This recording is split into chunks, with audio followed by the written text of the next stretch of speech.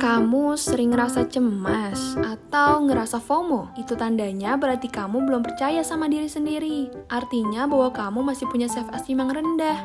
Di mana timbulnya perasaan negatif sama diri sendiri. Ngerasa kalau kita nggak layak bahagia. Bahkan ngerasa nggak layak buat jadi sukses. Nah, sebenarnya ini ngaruh banget loh sama situasi mental kita.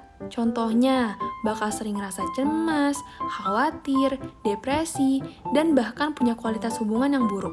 Lalu, gimana sih biar kita keluar dari zona itu? Gimana caranya biar kita bisa membangun self-esteem yang baik? Nah, berikut ini kami akan menjelaskan cara sederhana agar bisa meningkatkan self-esteem. Simak baik-baik ya. Cara yang pertama, mengenal diri sendiri. Ini artinya kita harus jadi orang yang lebih tahu dan paham soal diri sendiri. Karena apa? Karena rata-rata kebanyakan dari kita tuh cuma ngikutin apa kata orang aja soal diri sendiri. Kita tuh mesti tahu nih apa yang jadi kekurangan sama kelebihan kita. Semisal kemampuan apa yang bisa kita kuasai.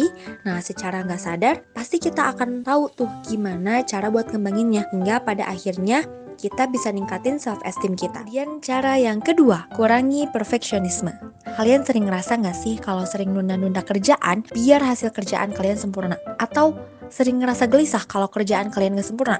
Atau bahkan motivasi kalian tuh malah datang dari rasa takut kalau ternyata kerjaan kita tuh takut gak ideal. Nah, sadar gak sadar, itu tuh merupakan bagian dari tanda-tanda perfeksionis. Gimana sih cara ngantisipasinya? Sebenarnya sederhana. Pertama, sadari apa yang jadi kecenderungan kamu. Sebenarnya salah itu wajar kok guys. Jadi, beri ruang buat kesalahan kamu biar kamu bisa berkembang. Kemudian fokus tuh pada esensinya dan bikin tujuan-tujuan atau target yang lebih rasional. Ketiga, stop membandingkan diri kamu sama orang lain.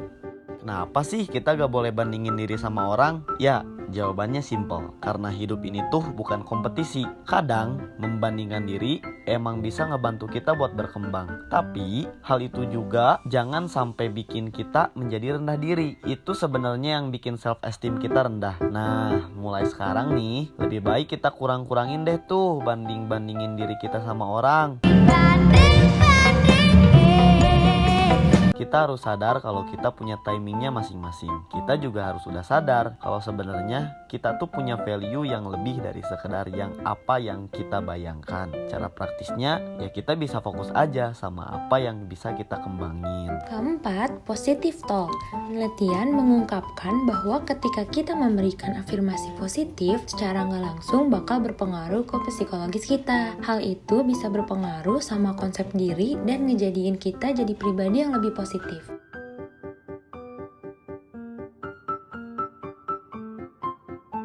Hingga pada akhirnya kita bisa lebih percaya diri buat melakukan sesuatu. Oke, yang kelima, cara tahu bakat apa yang kamu sukai. Dengan kamu tahu hal apa yang kamu bisa, itu udah jadi poin plus buat ningkatin self-esteem kamu. Karena itu, soal gimana kemampuan dan harga diri bisa berjalan beriringan dengan baik. Penghargaan diri meningkat ketika harga diri tumbuh dan ketika menunjukkan pada diri sendiri sekaligus orang lain bahwa kita punya kemampuan dan kompetensi yang unggul. Misalnya dalam karya tulis kita atau presentasi dan lain-lain. Dan ketika kita dapat akumulasi, maka harga diri kita akan meningkat secara pesat. Caranya, identifikasinya dan coba tulis dengan apa yang kamu bisa atau kemampuan kamu selama ini. Nah, dari situ mulailah fokus dan asah bakat kamu.